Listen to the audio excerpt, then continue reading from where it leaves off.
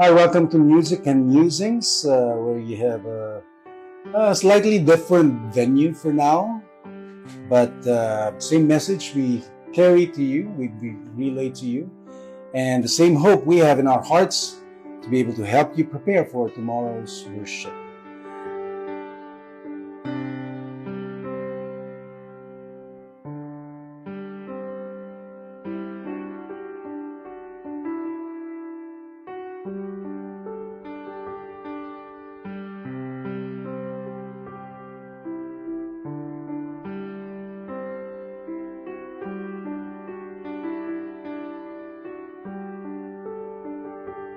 Gospel for tomorrow is the third Sunday in Lent, is from St. John chapter 2, where it tells the story of what is commonly called as, or known as, the cleansing of the temple.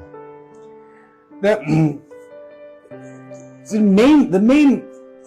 main message here of Jesus is, as seen in what he quoted, that the house of God is supposed to be a house of prayer.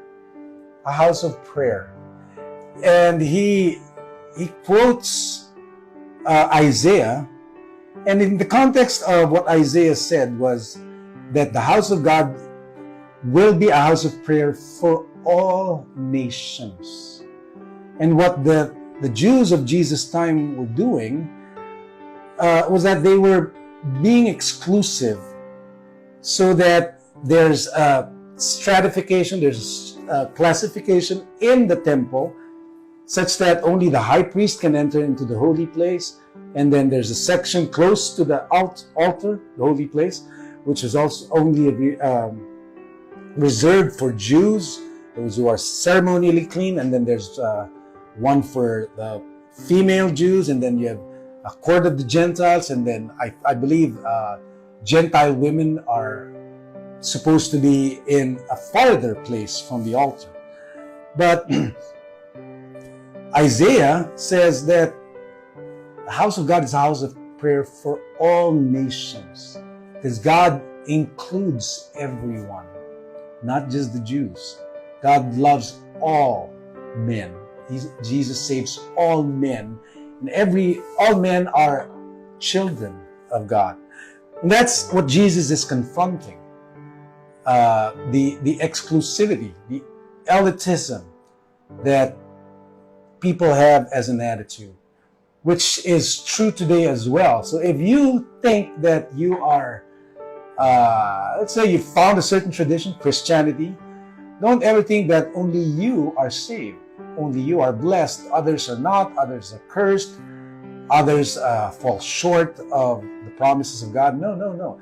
The mystery that St. Paul was talking about in his letter is that once it was hidden not because God hid it, but because our eyes could not be open to it, because we're too self-centered, is that the mystery is that the promise of God is for all. Gentiles are co-heirs of the promise of God. That's the good news for all of us. And there's enough for that promise to go around. We don't have to hoard it. We don't have to hog it. There's enough, plenty for everyone. And we know our God, He's super abundant. And He gives us overflowing blessings so that we too can be channels of blessings. But may that be in our heart, so that we can be prepared in our worship tomorrow and our worship of God every day, hopefully from now on. God bless you. Thank you for joining us on Music and Musings. We'll see you again next week.